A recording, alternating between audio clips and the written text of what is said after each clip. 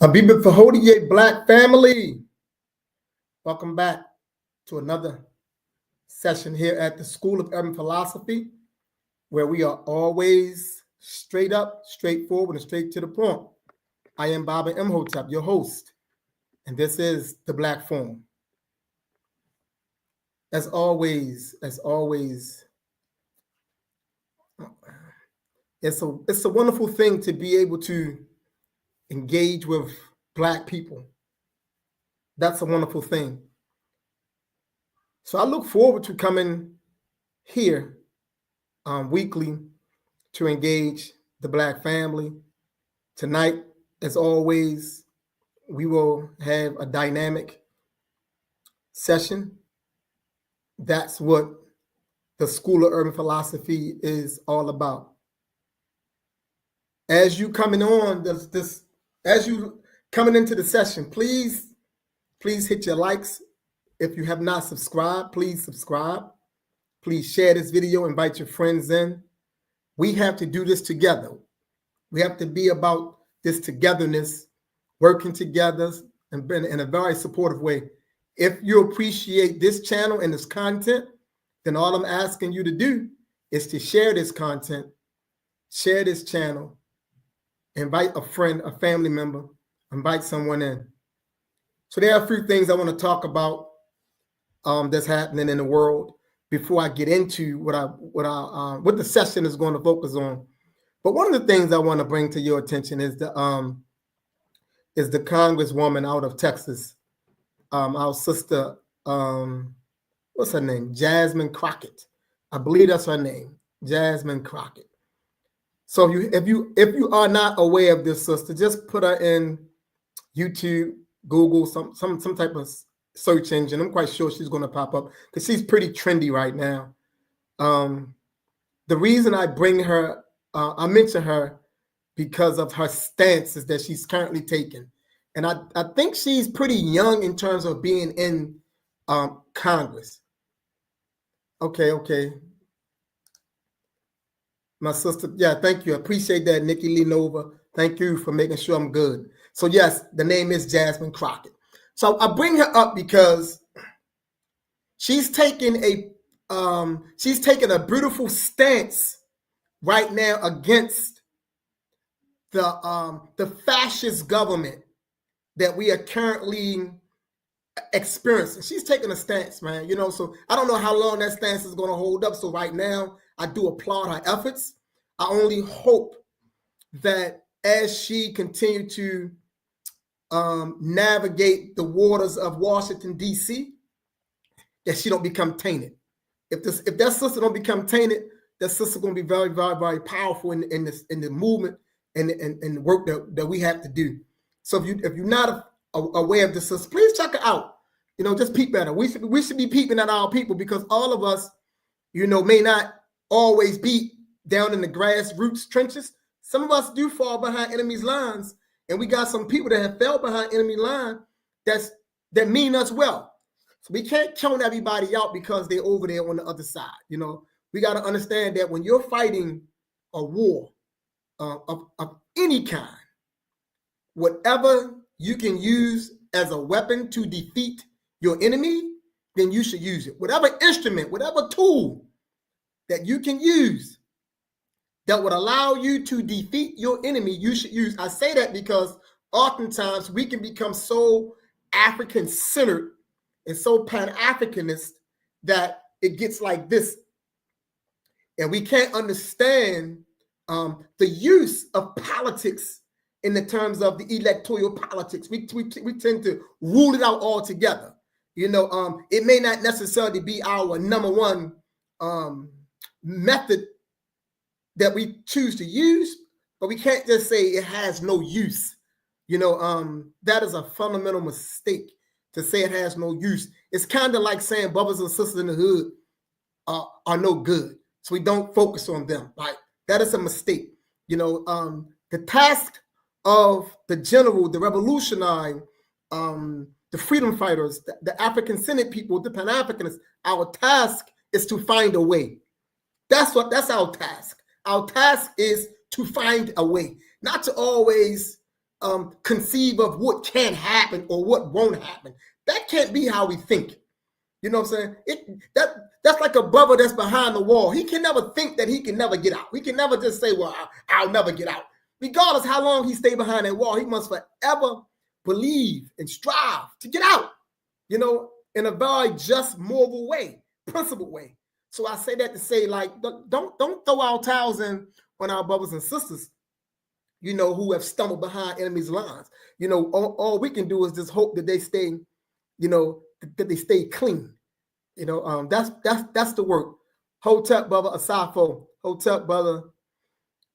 Always a pleasure. Always a pleasure. So I wanted to start off talking a little bit about our sister Jasmine Crockett and some of the other things that's taking place. And I also want to remind everyone that, you know, we are living in some beautifully historic times. That's where we are at, man. We are in some beautifully historic times. If we can see, like, if we can really see, if we sit back and pay attention, we can see that this is an opportune moment to move our people forward. Like, this is the times that you need to move people forward, because almost every other Black person is upset. They're mad. They're frustrated. Organize them. Organize them. I said it the last time. Like, we're talking about political education.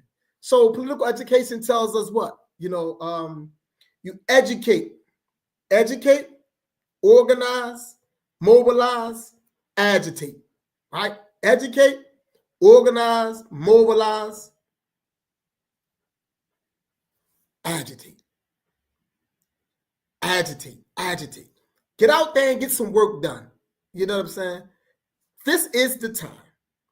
So do not get so caught up in what's going on and stop making, you know, this person out to be more than what he is. You know what I'm saying? I say it all the time, Mike. This current dude that everybody is talking about, you know, that's in office, he is not, let me say this, I'm gonna say it real slow. He is not an anomaly. He is not an anomaly. He is the norm within white society. He is the norm. He is the norm. When you really pay attention to all that he's doing, show me how he has deviated from European behavior. That's all. That's my ask. Show me how he has deviated from European behavior. I can guarantee you can't find it. He is the norm. And we must understand that he is the norm. And because he is the norm, things are as things have always been in relation to us. Nothing have changed, essentially. Nothing have changed, essentially. There was a time period in this land during chattel enslavement. I'm going to tell you a story, right? During the times of chattel enslavement, 1790, 1800, 1805, 1810, 1815. You may have some of our people who were considered to be chattel. They were enslaved, and they would have these individuals who had exercised a type of power over them. They called themselves slave masters, but they were not anyone's master. They was just straight up and down captors, right? But this is what they would do at times. They would get their enslaved people together, you know, because oftentimes you had families that were enslaved, mothers, fathers, children, because they was having babies on these concentration camps. And these wicked people would make promises.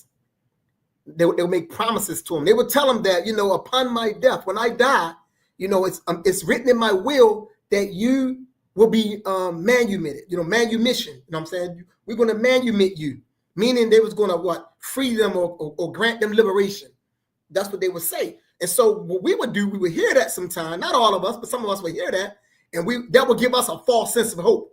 So our agitation to die down, you know, destroying, you know, the property, we'll slack off of that. We're not destroying the tools no more. Why? Because of the false sense of hope that when this joker die, we will be manumitted. So we tone down in hopes that this is going to happen. But upon his death, his estate transfers to his son. And immediately the son rescinds everything that the father said. And you know what happens? No manumission. We are retained on this concentration camp for up to 10 more years. Right? That's what we're dealing with, black man and black woman. That's it today. So granted, some white boys came along a couple of years back or so, and we agitated for some things, and we received some stuff that was very hopeful, but we oftentimes fail to truly grasp and comprehend the nature of white people. Right? We for some reason we don't grasp who they are at their core. We don't get that. That's very elusive to us. We don't get it the way that we should get it. So when someone like the dude that's in office now pop up, we shocked because we think he is an anomaly. We think he's something fundamentally different from the rest. He isn't.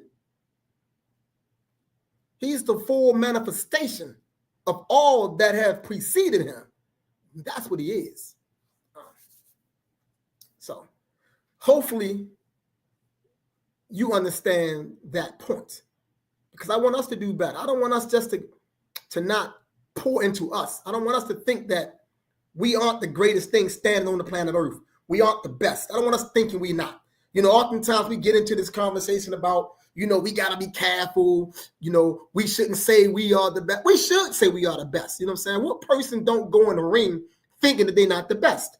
You have to go in that ring, you know what I'm saying, with a type of confidence about your abilities.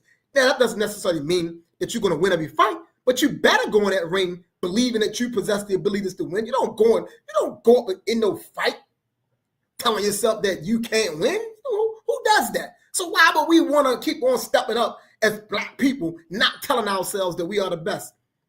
We should tell ourselves that we are the best, and we should believe it. You know why? Because we are. That's why we are.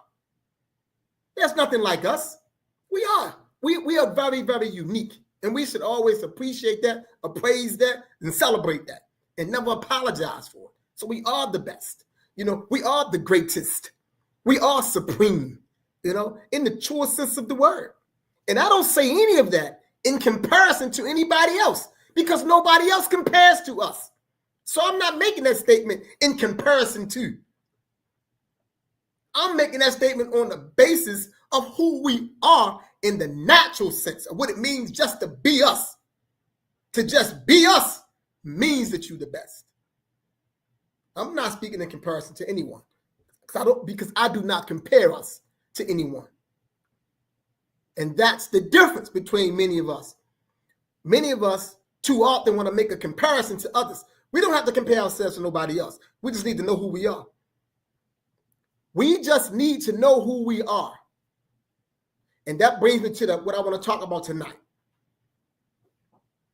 Because today is what? Correct me if I'm wrong. My date might be off. I believe today is February the 6th. Is it the 6th? First, second, third, fourth, 5, 6. Yeah, I believe today is February the 6th. But correct me if I'm wrong. I'm 53 years old. I'll be 54 next month. So sometimes I got a lot of dates in my head. But I believe today is February 6, 2025.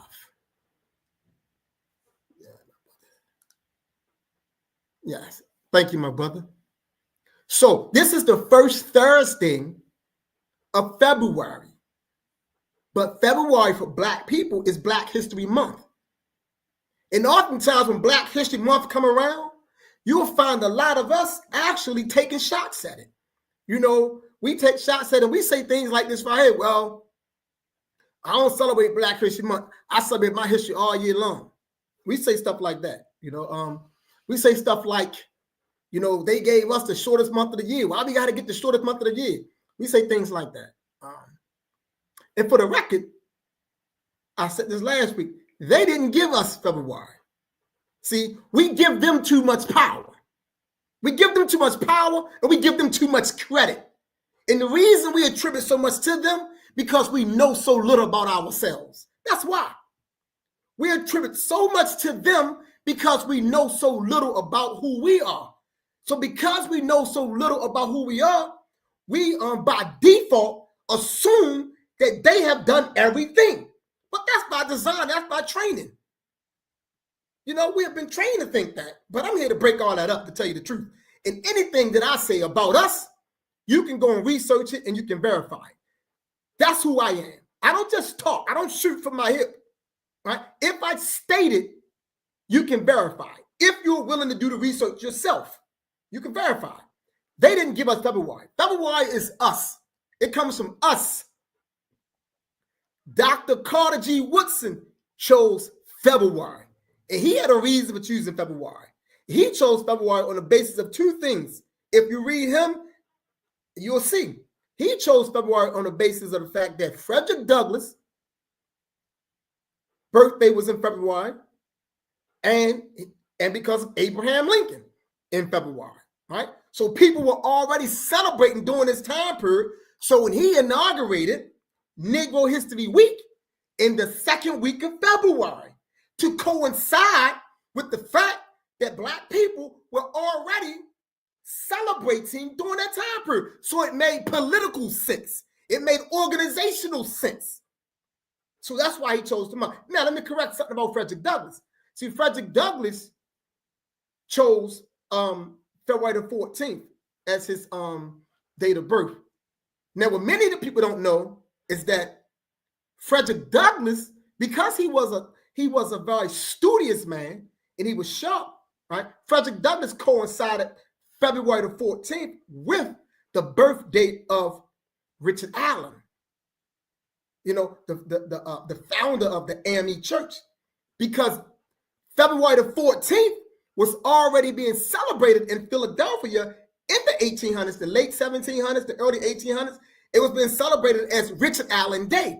So February the 14th had already had significance to it for Black people. So Frederick Douglass come along, he designated it as his birth.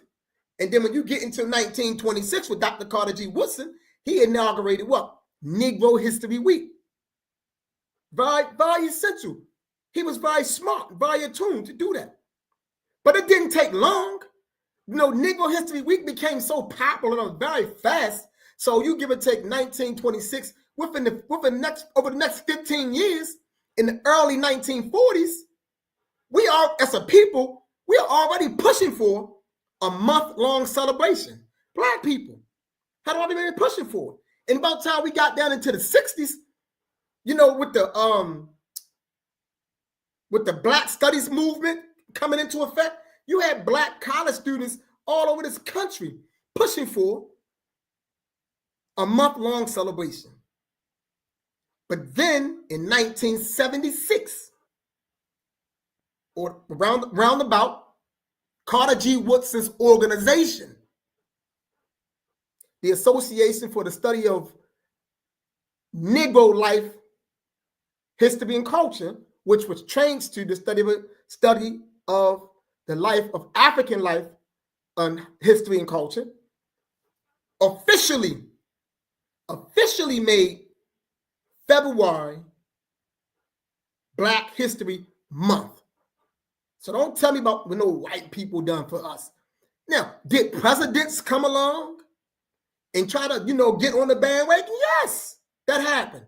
But don't give them the credit, Black man and Black woman. Black history from the very beginning have been our achievement. Now, I'm addressing the point about why they gave us, you know, the shortest month of the year. They didn't give us anything. Now, the next point I want to address is I don't celebrate Black History Month.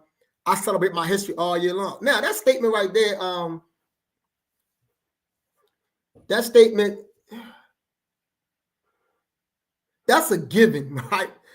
If you know who you are, you're going to be who you are always. So if you know your history, you're going to live your history always. So that's a given. So I don't have to say that, right? Because if you know Bob Imhotep, you already know I know that, right? Because your history is what orientates you. Your history History to a people is the same as memory to a person. History to a people is the same as memory to a person. So when you understand your history, you're going to be in your history as long as you have beingness. So I don't have to tell you that I celebrate my history all year long. I'm going to be that because the history, it orientates me.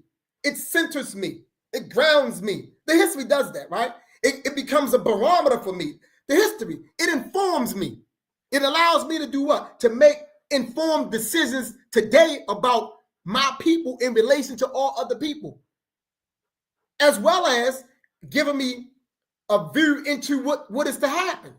History does that. So I don't have to say I celebrate it all year long and step on the efforts of a great man, and step on the efforts of a great black man. No, I do celebrate Black History Month because we should be able to celebrate Black History Month. We should be proud to have a time period set aside when all of us can celebrate and bask in the achievements, the advances, and even some of the things that we didn't do right. We should be able to celebrate that together to generate a type of solidarity in thought. That is not a deficit.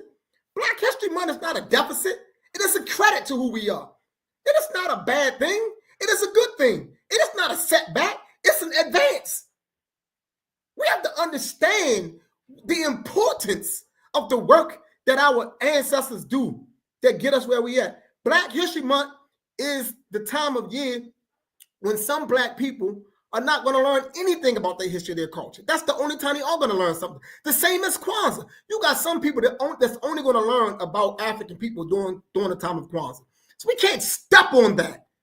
You can't try to step on that. You can't become so good and you so right that you step on the efforts, the good efforts of good people. That's wrong. There's nothing right about that. That's wrong. We don't step on Black History Month. Excuse me. Just got finished eating. But yes, I wanted to make that very clear. Those two things come up all the time. So I want to provide, a perspective to those of you who are here with me tonight. I want to provide this perspective because I want you to use this perspective because we need to correct that narrative. So anytime that narrative come up, correct it. Let people know, no, white people didn't give us anything. You know what I'm saying? It started in February. They didn't give us nothing. It started in February. And it was a reason why February was chosen. And last, let people know, like, come on, man, you don't got to say I study my history all year long. I don't study Black history. I don't celebrate Black History Month. Why wouldn't you want to celebrate our achievement?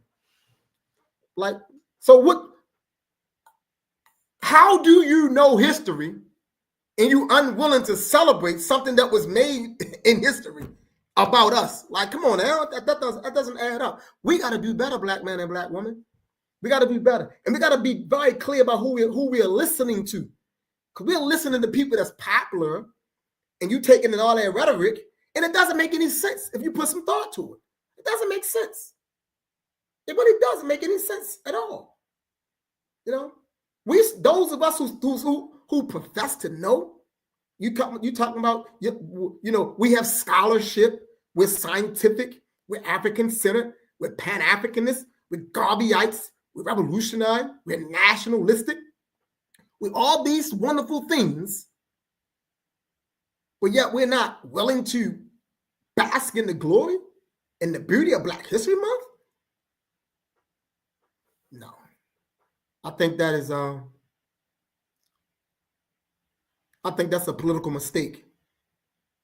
I believe it's a political mistake. Black History Month is the time period where we can mobilize, organize, and galvanize our people. I believe to not take advantage of Black History Month is a political mistake. And that's one of the reasons why we struggle in terms of organizing our people, because we don't know how to capture the energy that's naturally being generated. The energy is generated this time of year. So this is when we should be doing the most work. If not, we should be doing the work all year long, correct? But this is a time that most work should be done because the energy is high. So why not get in there and work with that energy? Why would you want to step out? I don't celebrate Black History Month. It's the shortest month of the year. I don't even know why we go for that, man. We go for anything. They gave us the shortest month of the year. We're all we're doing with that is repeating falsehoods. That's what we're doing. We're repeating the falsehood because that's not what occurred. Black History Month is beautiful. Black man and black woman, it's beautiful. What my sister? What my brother say? Black History Month needs a song, prayer, and meal to seal it in the hearts of the people. No doubt. But see, even with that statement there, that statement is accurate.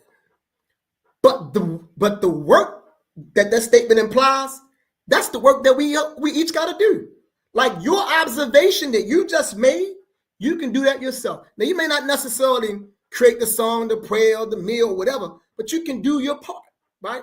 To seal it in the heart of some black person. If each and every one of us just put in our degree of work, we can get it done, right? We are beautiful at making the observations, but our observations should lead us to practical application, because we should be driven in like a scientific methodology. You make the observation, which becomes like the question, and then from there we should hypothesize as to how to get that done. We create that hypothesis on how we're going to get that done, and then we should test that hypothesis to see if that actually works. And then based on the results of what we test, meaning us doing some work, we should record our findings. It's going to show us one or two things. It's going to show us that what we did worked and it moved our people forward, or it's going to show us that what we did didn't work. It either moved us backwards or held us in the same place. But once we make our recordings of the actions, then we can do what? We can revisit the hypothesis. The observation is good. That we can revisit the hypothesis. We can what? Rework it, and then do what? We can act it out again. We can retest it to see what the results are going to be, right? Because I tell people all the time, like what we call the work is actually a discipline. What we call the work is actually a discipline, and it should be approached the way that I'm laying it out. It should be approached scientifically. We shouldn't shoot from the hip. We shouldn't keep on being so emotional and just, spouting out things. That's what we do. We just spout stuff out. No one is thinking anything through. We're not putting no type of thought to it. Our observations are off. Our hypotheses are falling short, and we are very, very limited in terms of putting it to work, and we're not recording anything. So that's why we are not developing to the degree that we need to be developing the systems that's going to produce the results that's needed to move us forward. And everything we do should be about moving us forward. That's what Carter G. Woodson done, because the idea of Carter G. Woodson came from him doing what? He attended an event in Chicago, and I believe it was around the year 1915, 1916, somewhere around that time period, when he attended this event. And out of that event, he made an observation. And his observation was this. He noticed that at that event, and it was about Black history, and it was a display. People putting on displays about history and stuff like that. But it is sad that almost 10,000 to 15,000 people attended, and that moved him.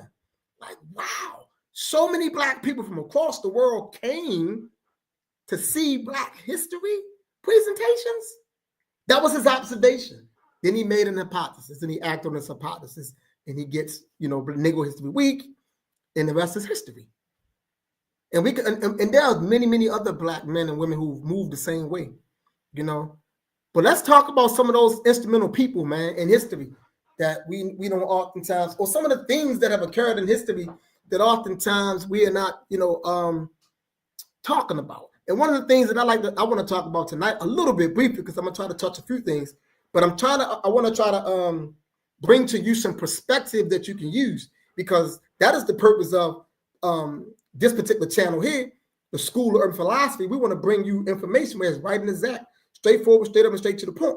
So one of the things is this: if you were to Google or talk to the average person in reference to what group of people protested, the system of enslavement first within the borders of the United States of America, if you Google that or ask me that, anybody, I can guarantee you, everybody's going to say the Quakers. They're going to say the Quakers. because that has been the narrative. The Quakers, opposed slavery. The Quakers were the first to oppose slavery. Blah blah blah blah. That's the narrative, and we hear that, and we repeat that. And even some of our scholars, we write that. And we write it because of how we are perceiving. What I want to submit to you tonight is this: is that the Quakers were not the first group. In fact, Quakers partook in chattel enslavement. They had enslaved people. Now, there were sections of them, that raised their voice for the most part. But I want to be clear. Let's not make it seem like this little European sector of people, was against it. No, they had some Quakers that was deeply in. That was in it, My case in point, like when in the mid 1800s, around 1834, 35, you had Robert Purvis from Pennsylvania. He was an abolitionist out of Pennsylvania. He made a voyage. He wanted to go to Europe, and he was trying to get a passport to leave the country. He had a hard time getting his passport. Then eventually got a passport. He was going to take the ship to go to Europe, to go over there and try to take the cars over there to raise awareness. So he purchased a ticket on a ship. The ship that the boat that he was going to use was owned by two Quaker brothers. I forget this guy's name, but you can look all this stuff up though. It was owned by two Quaker brothers, and it just so happened during the same time period there was a white guy from out the southern states who also was making a voyage over to Europe. The white guy found out that Robert Purvis was going to be on the boat, and he protested these white boys, these white Quakers. These white Quakers came back to Robert Purvis, and that's what they told Robert Purvis, like, yo, check this out, So, yo don't want you on here, right? And we ain't trying to we're not trying to fall out in favor with them. So you gotta, we want to let you know you gotta get there another way. Now Robert Purvis was initially he was gonna try to take a stance, and but then he says, and he was gonna try to take a stance because, like he said, because it was Quakers that was doing that, because Quakers supposed to be against that type of treatment, not complicit with it, right? So I'm giving you some backdrop to my initial point that I'm trying to make, just trying to let you know that don't be out here repeating about this Quakers. And whenever you talk about history, you talk about it in context. Don't ever talk about it in a general sense, because you can mislead. You use context, right? It's very important. Keep it in the context. You know what I'm saying? So don't just say Quakers. You know what I'm saying? Yeah, you had some, but at the same time, you had some who was complicit and they practiced in it. Yeah. But back to the point at hand, Quakers, in any rate, were not the first group to take a stance against, to protest. You know what I'm saying? This evil system. It was Black people. See, but when you're thinking about it, you know what I'm saying? You don't see yourself as being an agent in there, because once again, agency had been stolen from us. So yes, so we'll repeat that and say, yeah, the Quakers were the first group. The Quakers were not the first group. The first group who protested, who opposed it, were Black people. See, Black people opposed it from the very beginning. From the very beginning, they opposed it, and they was running from the beginning. Yes, they were. They was running before you get to what became known to us as the Underground Railroad. Before you even get to that terminology, you had Black people running pre the war for white resistance against the other whites. They call it the Revolutionary War. That was no revolution, but they call it a Revolutionary War. But I try not to use their terms, especially when their terms are off. When their terms present them in a way that's inconsistent, because that wasn't a revolution. They were resisting and breaking away from. That was a succession. It wasn't a revolution, right? In the truest sense of the word. But my point is, Black people were running from that system before then. You can go on the computer right now and you can see that even George Washington had enslaved people that ran on him. Now, what was happening is this right here. When we were running from Maryland, because we was running from places like Frederick County, Hagerstown, Maryland, Anne Arundel County, we was running Talbot County, Dorchester County. We was running from those places, and we was running going north. And then oftentimes we would cross over into Delaware and cross over into Pennsylvania, or go straight into Pennsylvania. And we was in Frederick County or Hagerstown, you know what I'm saying? We went straight into Pennsylvania. We took that way and went into Pennsylvania. What was happening is that you had sectors of Quakers that were coming in contact with us running. So the Quakers' inspiration is black people. Their inspiration are black people. When you know and you digging, when you spending your time and you looking and you reading and you writing and you're spending your money, when you're buying and purchasing the documents, you will see, right? These people were inspired by black people who had already took a stance against it.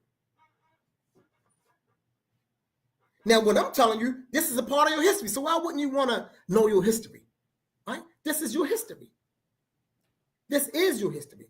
So we got to stop saying that the Quakers were the first ones who took a stance against. No. We're not going for that. We're not going for that. That's not true. See, and the reason why the reason why it has to be told that way, because every effort must be made to rob black people of whatever initiatives and gains that they have made. See, none of our contributions can be attributed to us. Let me say that again. None of our contributions can be attributed to us, because inherent within this system that we live in, inherent in this system, is a need to forever present us in the light as if we haven't done anything, even if that means depriving us of the knowledge to know what we have done, or taking credit for what we have done. And I've said always that everything that have been thrown at us, from chattel enslavement all the way through to the current due today, everything is to keep us from knowing the truth about who we are. That's what this is all about. We are the supreme being standing on the planet, the black man and the black woman, and everything else that's happening to us: drug addiction, crack cocaine, heroin, prostitution, mass incarceration, assassination, the coups in Africa, colonization, being scattered around the world, lynching, segregation, mistreatment, racism, terrorism, burnings, evictions, redlining, you name it. All of that and much more that I didn't even name have been and is being done to us to keep you and I from knowing who we are. That's what this is about. We've been led to believe that we know who we are. And some of us do, a lot of us don't. Some of us do, a lot of us don't. Moving along. Remember I said we ran from Anne Arundel County and places like that. So you got my brother, what's his name? W.C. Pennington. W.C. Pennington, he ran from Frederick County, right here in Maryland. He ran from Frederick County, went to Pennsylvania. And he goes on in history to become someone great in terms of abolition. You can look him up. There's another brother I want to talk about that ran from Anne Arundel County, brother William Parker. He ran from Anne Arundel County. You know, he went to Pennsylvania, Lancaster, Pennsylvania. That's what he went to. But what makes him important is this, though. When he gets to Lancaster, Pennsylvania, what he notices that in this particular little community, It was black. It was a black community in Lancaster, Pennsylvania, in give or take around the 1940s, 42, 43, up in that time period.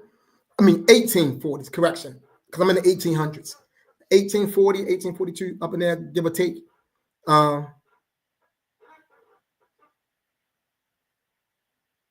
You know, what am I about to say, sir?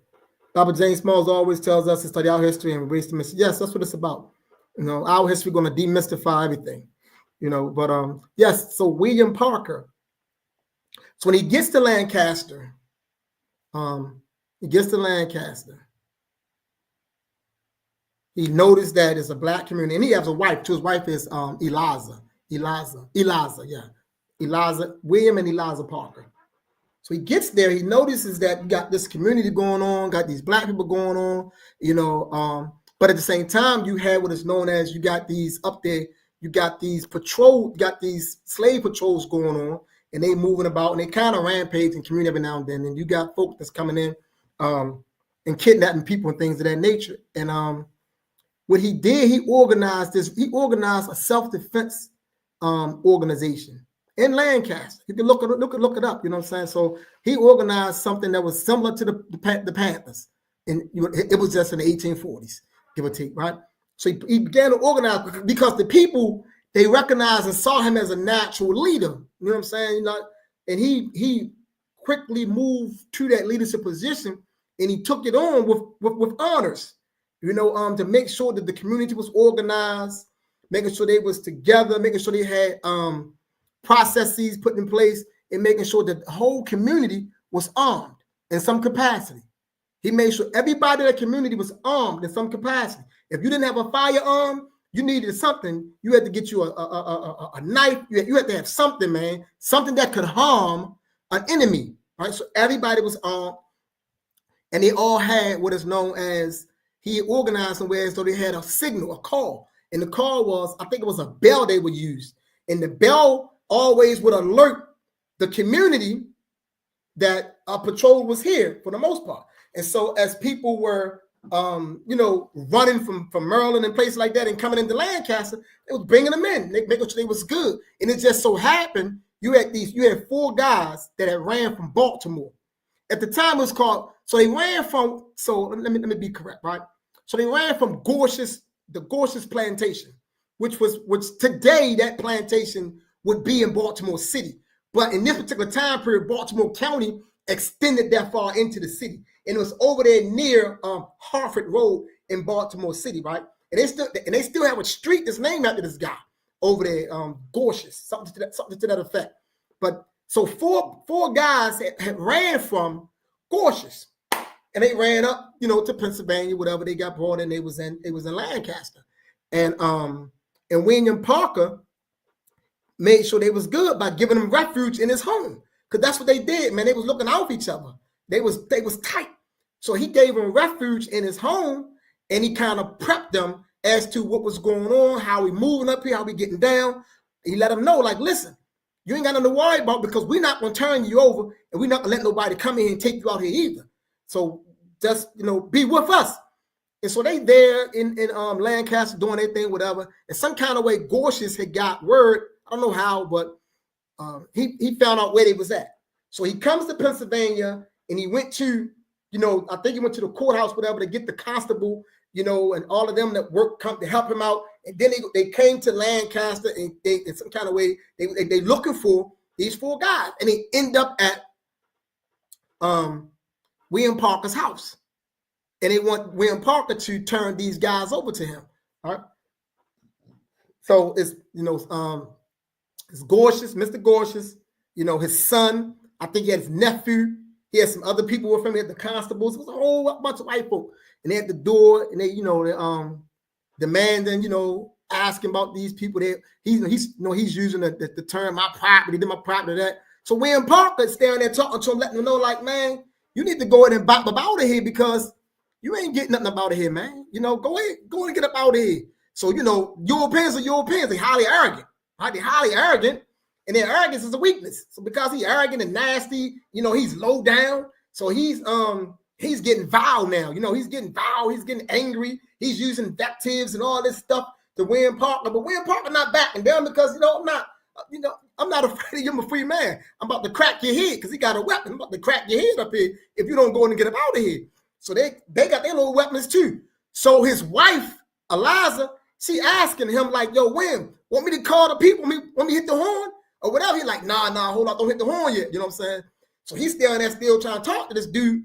But the black lady, she see what's going on. Like, man, this thing may get thick. So I'm gonna go and hit this horn, put the community on point. So she hit the horn. As the story goes, she blowing the horn, bing, bing, bing, bing, bing, bing, bing, bing. You know what I'm saying?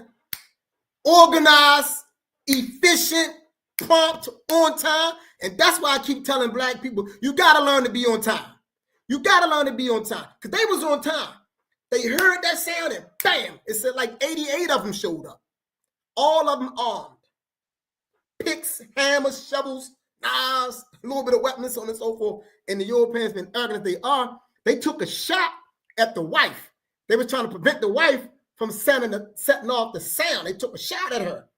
It didn't hit her because she bounced back or whatever, right? And then from there, it all breaks loose. The Chuck Gorses lie dead right there on William Parker's doorstep. He loses his life. His nephew and his son get punished as well. Other Europeans got punished, and the rest of them jokers got up out of there. They didn't get them brothers though. They didn't get the brothers. You know what I'm saying? But that's what we can do. See, when you organize, you can get something done. You can get something done when you get organized. Now, what happened is this though, because it was a white man that got murdered in the state of Pennsylvania.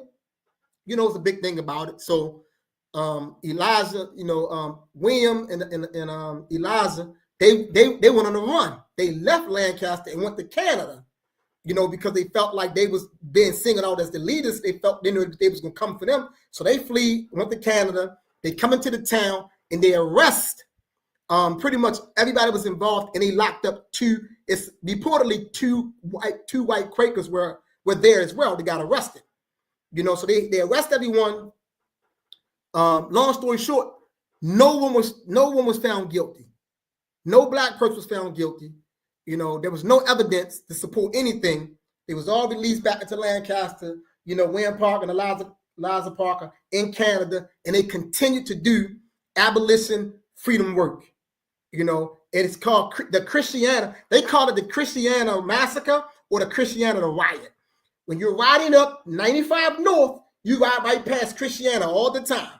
Its thing is in history, and it's a plaque that's there to talk about it.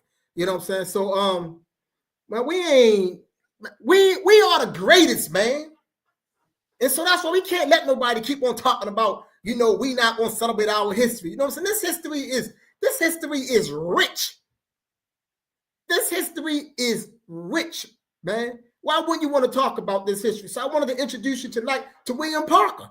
That's what I wanted to introduce you to. And I mentioned William Parker tonight, and I also mentioned Robert Purvis, but I'm going to come back to Robert Purvis on another night, because there's more that I would like to talk to you about concerning Robert Purvis. Like, these individuals were out there, and because these people were doing what they were doing, it makes it possible for you and I to do what we do today. Because everything that any generation is able to do is only because the generation that preceded them put their work in. That's it, man. None of us do any of this by our own, man. We only do what we do because a preceding generation made a sacrifice to put some work in for us. So that's why none of us should not be a part of an organization in some capacity, whether you're going to join or you're going to support it. We should all be helping any progressive black organization to be able to fulfill its mission. This is the work we need to get done, man. The Christianity resistance, yes. That's exactly what I'm speaking about. The resistance, they got all the different names, but I like that. I agree with you 100%, my brother. And that's what this is about. Because people put the work in, it makes another generation able to do what they do. So each generation has a responsibility to put in your share of information. You just can't eat off of somebody else's work. Come on now, you can't be a leech or a vampire. You want to just lay around and you want to eat off somebody else's work You know, now you can drive, you can purchase a car, you can go into a restaurant, you can buy and go into the 5-star hotels, and you can just lay in the fluff beds with the puffy pillows. You can jump in the swimming pools now, you know. But you want to forget that it was a time period when you couldn't do any of that, and you think you don't owe anybody anything. You think you don't owe anybody anything? People died so you can do that. You know, whether we agree with their methods or not, people put that work in for us, man. So you need to put some work in. And it's not enough just to be always sitting around making a critique out your mouth. That's what we do all the time. We always making a critique about what we're not doing as a people or what we need to do. But what are you doing? Like, what are you doing? You know what I'm saying? When the last time you got your hands and feet dirty doing some deep down organizing work in our community? You know, what youths have you organized?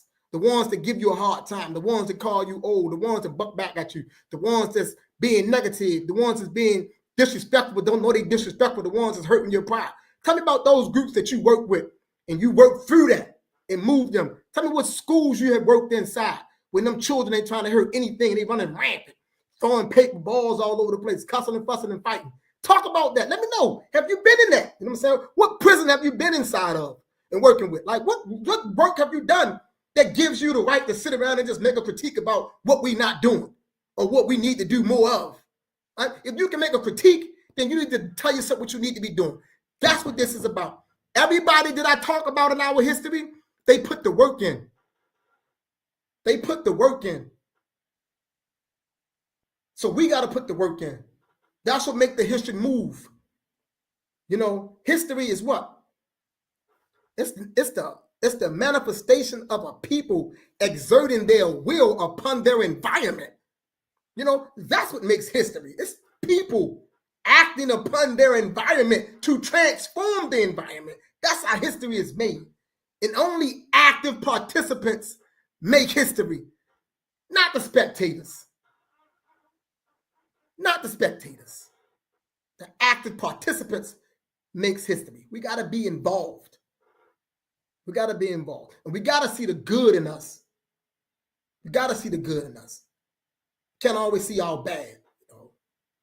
Can't always see our bad. We got to see the good. You know? I think I said it once before, and I'll say it again, man. When it comes to Black people, man, my belief and my faith is enormous.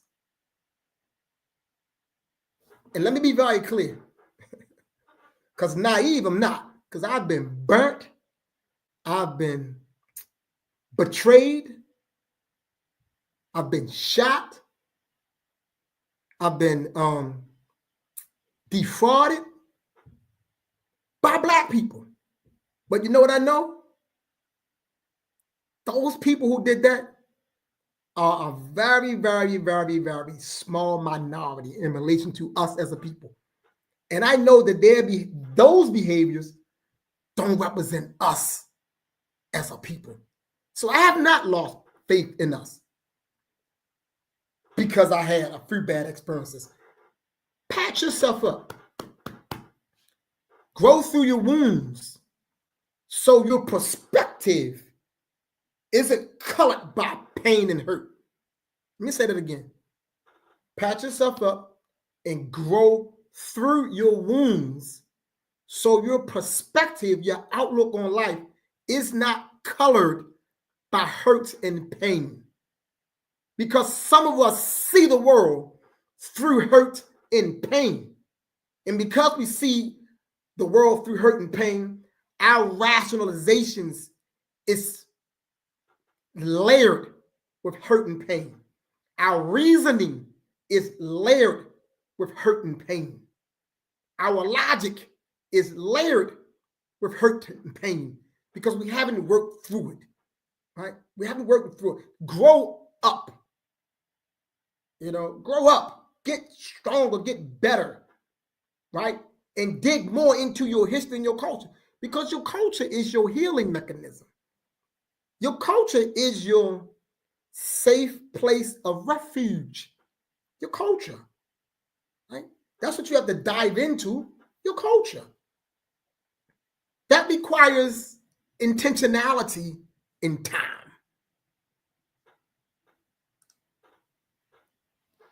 Brother Zaquani Hotep, you need to get in contact with me, Zaquani. I need you to get in contact. We need to have a conversation, my brother. We need to have a really heart-to-heart, man. I miss you, man. Contact me so we can get something rocking and popping.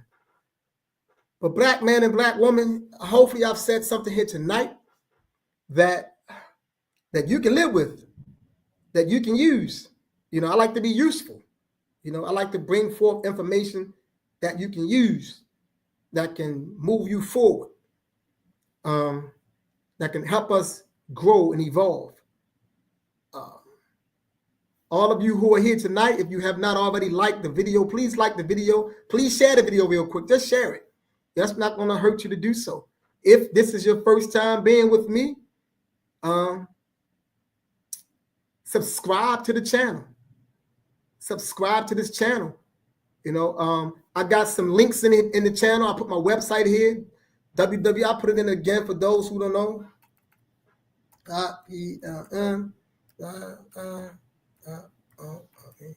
So please, the website is in the link. Please go to the website so you can get a view as to who I am and what we're doing as an organization here in Baltimore City, and we are making our efforts to expand.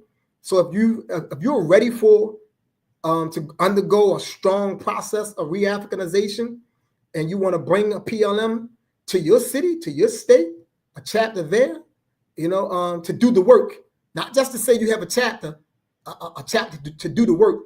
And you can't do the work by yourself. You're going to need people to do the work. So you must be someone who understands the importance of engaging people, and you must be somebody who has a great deal of faith in people. Like, there is no true revolutionary. Like, think about them. Name all of them. You know what I'm saying? Go through them. Patrice Lumumba, Malcolm X, Amilcar Cabral, Thomas Sankara, Kwame Nkrumah, Julius Nyerere. You name all those revolutionaries, Winnie Mandela. You name them. Pinpoint a revolutionary who didn't have faith in their people. Like, who was this? Pinpoint a revolutionary who had gave up on their people. You know what I'm saying? You can even go outside of the black community, but I wanted to name black revolutionaries. Like, name one that don't have faith in their people. So you can't do this work if you haven't worked through your issues that causes you to see your people as being a problem. Right? If you haven't worked through the issues that causes you to see your people as being a problem, you can't do this work. Because it's not enough just to sit on the sideline and make a bunch of analysis. That's not enough. Like, we need on-the-ground workers. And you can't do it if you've given up on your people, if you don't have no faith and no belief in your people. Like I said, I done been through it all. I done been betrayed, lied on, you know what I'm saying? Demeaned, all type of weird stuff that been said about me. It's not true, but it's been said, But it's not true, but it's been said, yeah. But I don't sit around and get mad. Nah, man, I don't know. No, I keep it moving. You know why? Because it's always someone out there that need us. And if you in this work for the right reasons, if you're here for the right reasons, you can survive. Whatever come at you, you can survive because it's a part of this work.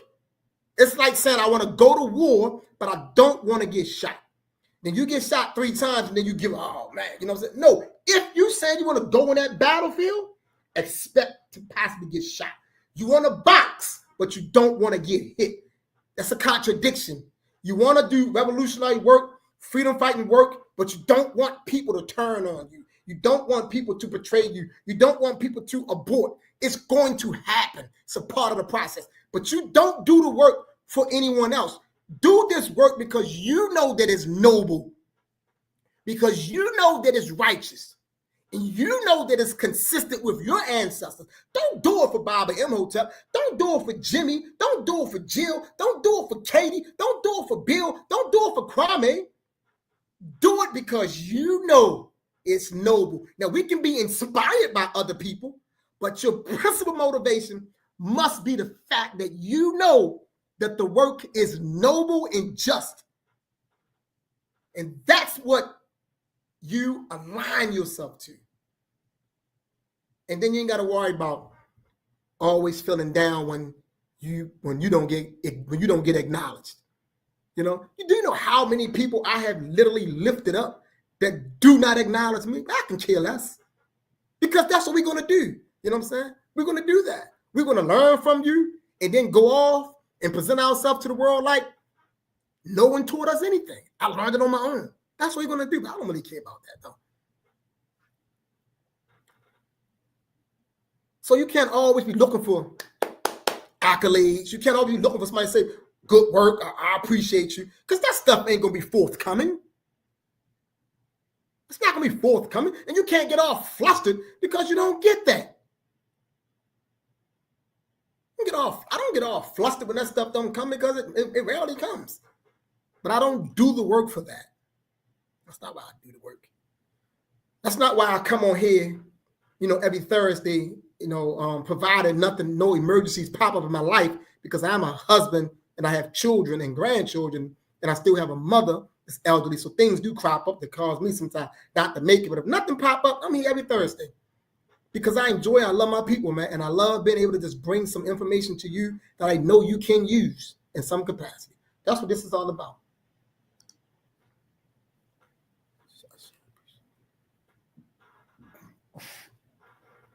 I appreciate you too, my brother, for holding it down, man. I know you holding the fort down where you at.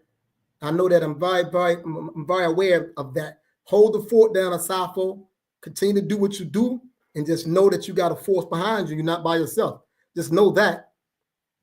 If it's just you and I, the last two men standing, just know you got me, my brother. So keep doing what you're doing. It's a beautiful thing.